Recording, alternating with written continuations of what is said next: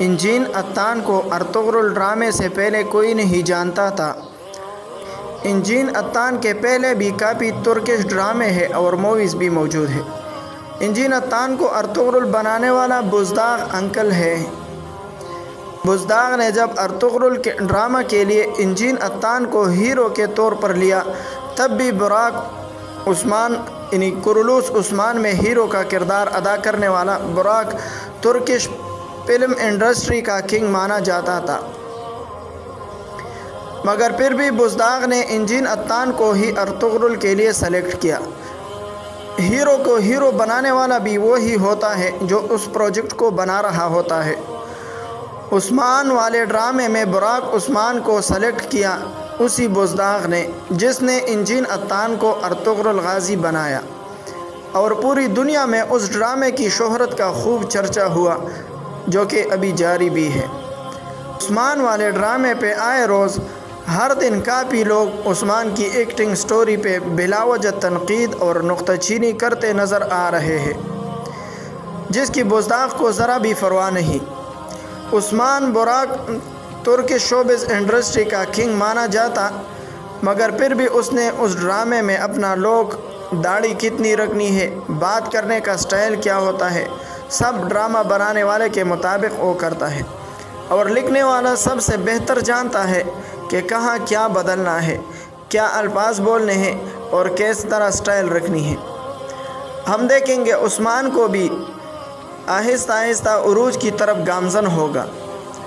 Mature روب، سرداروں کی طرف بات کرنا، حکم دینا، دیکھنے کا انداز، بولنے کا انداز، دشمنوں سے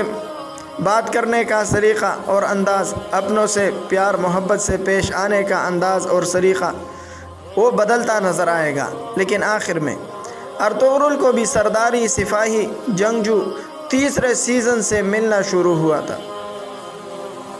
اس لیے بلا وجہ تنقید کرنے کے بجائے اس ڈرامے کو پسند کرنا چاہیے، اور جو اس ڈرامے میں پیغامات دیے جا رہے ہیں ان کو اپنانا چاہیے، کیونکہ اسلامی تاریخ پر بنی ہوئی ہے۔ مسلمانوں کی عظمت رفتہ کو اور مسلمانوں کی عروج اور زوال کی داستان کو سامنے رکھ کر اگر ہم اس ڈرامے کو دیکھیں تو یقیناً طیب اردگان کی محنت، محمد بزداغ کی محنت اور سوچ اور رنگ لائے گی، اور اگر ہم اس کو مزے اور چسکے کی دیکھیں تو اس کا کوئی فائدہ نہیں۔ مزہ بے شک مل جائے گا، لیکن جو مقصد، جس مقصد کے لیے یہ بنایا گیا ہے وہ فوت ہو جائے گا، اور وہ مقصد نہیں رہے گا۔ اور اس ڈرامے کا مقصد یہ ہے کہ مسلمانوں کو اپنی تاریخ نہیں بھولنی چاہیے، اور مسلمانوں کو ایک نئی تاریخ رقم کرنی چاہیے، اور مسلمانوں کو خلافت کی بنیاد رکھنی چاہیے، اور خلافت کے لیے لڑنا چاہیے، خلافت کے لیے آواز اٹھانی چاہیے، جو کہ 2023 میں ترکی کا آئینی اور قانونی حق ہے، اور اس کے لیے وہ 2023 تک انتظار کرتے رہیں گے۔ اس انتظار کا مطلب اور مقصد یہ ہے کہ ان پر پابندیاں ہیں، جب وہ پابندیاں اٹھ جائیں تو وہ انشاءاللہ اس کے لیے حالات ایسے ہیں کہ انشاءاللہ العزیز وہ آواز اٹھائیں گے خلافت کے لیے، کیونکہ اب ہم دیکھ رہے ہیں جہاں کہیں بھی مسلمانوں پر ظلم ہو رہا ہو، واحد ترکی اسلامی ملک ہے جو ہر مسلمان ملک کے لیے، ہر مصیبت زدگان کے لیے نہ صرف امداد دیتے ہیں بلکہ آواز بھی اٹھاتے ہیں۔ ہر فورم پر، ہر جگہ وہ غریب مسلمانوں کے لیے، لاچار اور مجبور مسلمانوں کے لیے آواز اٹھا رہے ہیں۔